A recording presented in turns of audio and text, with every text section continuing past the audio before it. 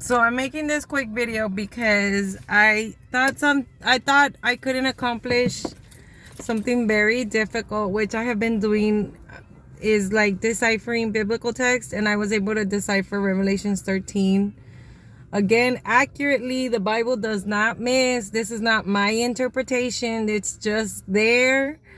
I know that there's people, especially like we got treated like crap at the Star of Hope. I'ma just tell you right now, they need to be audited, because you shouldn't be trying to charge people if you're a charity.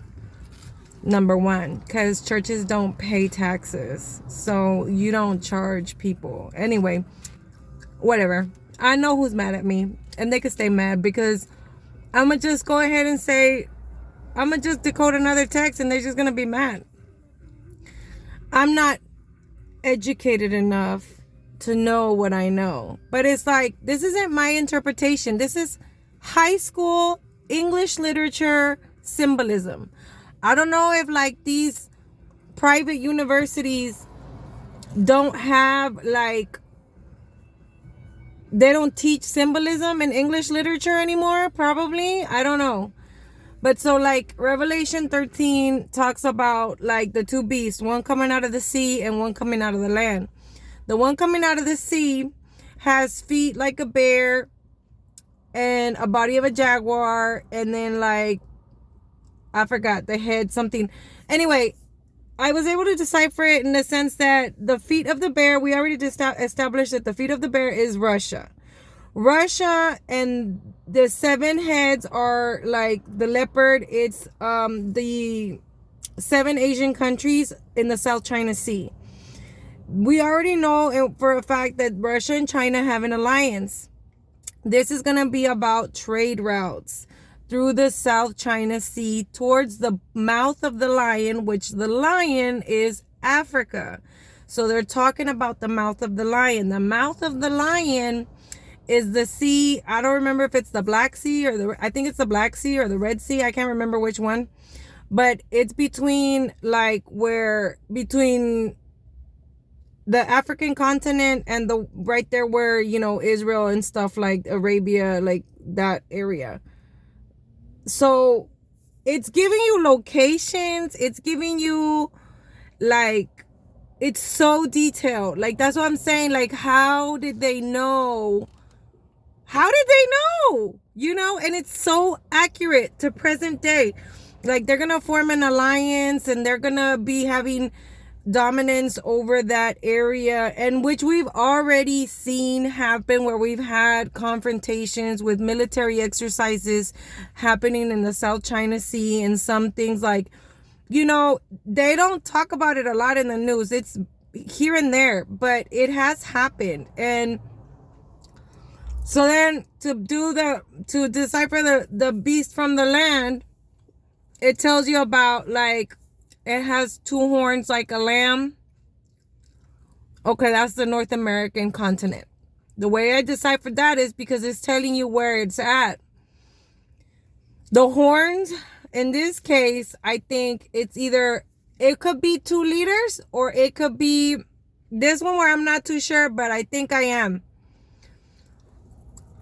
The horns could either be because the North American continent has 2 peninsulas, the state of Florida and Baja California. So it could be that, or it could be like 2 liters, but it would get way more complicated. And the thing of it is that the fact is that we've already seen where North America like really has had issues with the whole alliance from the east, given of trade routes. These trade routes are important because they allow for import, export, distribution, shipping costs, exchanges, and stuff like that, tariffs. It's a whole business thing.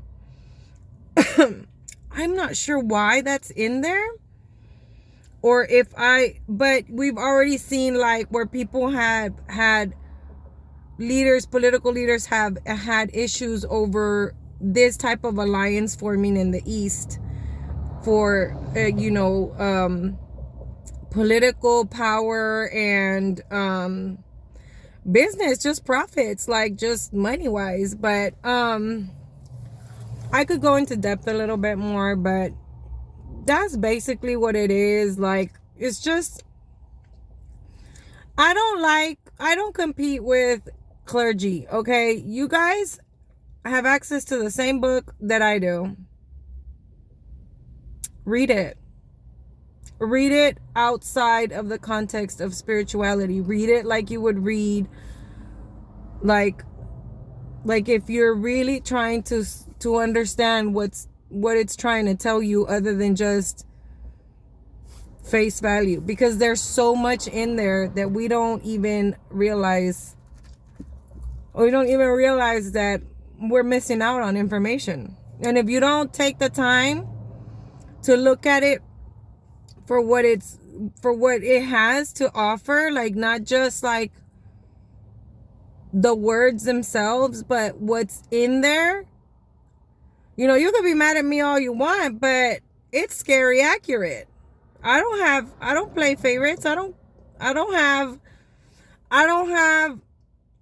a denomination that I go after, and I don't have a denomination that I favor. Well, no, let me tell you this. I was raised in a particular denomination, but they taught it to me wrong. What they had down, they taught us this in church, but they taught what they had for these texts wasn't what I'm coming up with.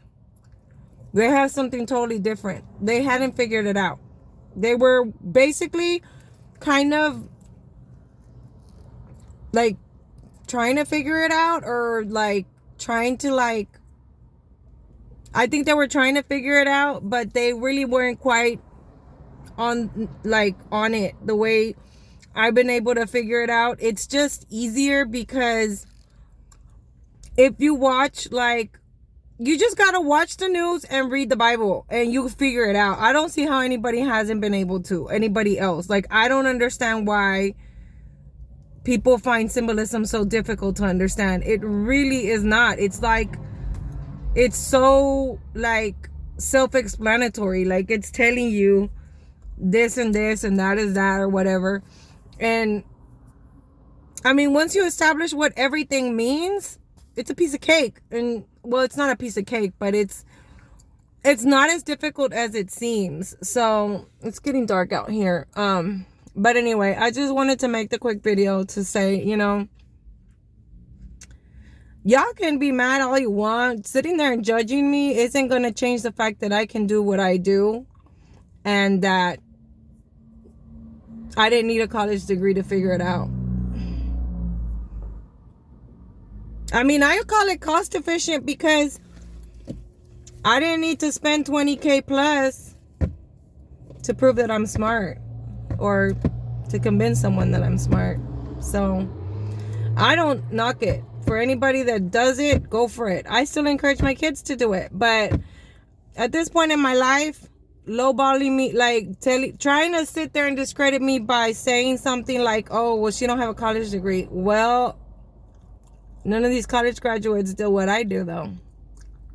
So none of them deciphered biblical text as accurately and unbiased as I did. Because believe me, I don't have nothing against Muslims, and that came out in Daniel chapter 13, and it was accurate, right on the money, 2 months after the prophecy fulfilled.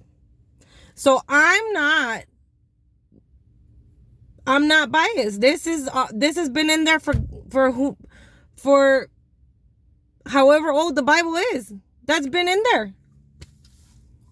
How old is the Bible? I don't know. I'd have to Google it. But that's what I'm saying. I didn't write that. I didn't write the Bible. We can all agree I didn't write the Bible. And that's been in there for a long, long time. So anyway, I'll let you guys go. But yep, I deciphered Revelation 13 as well. Good night.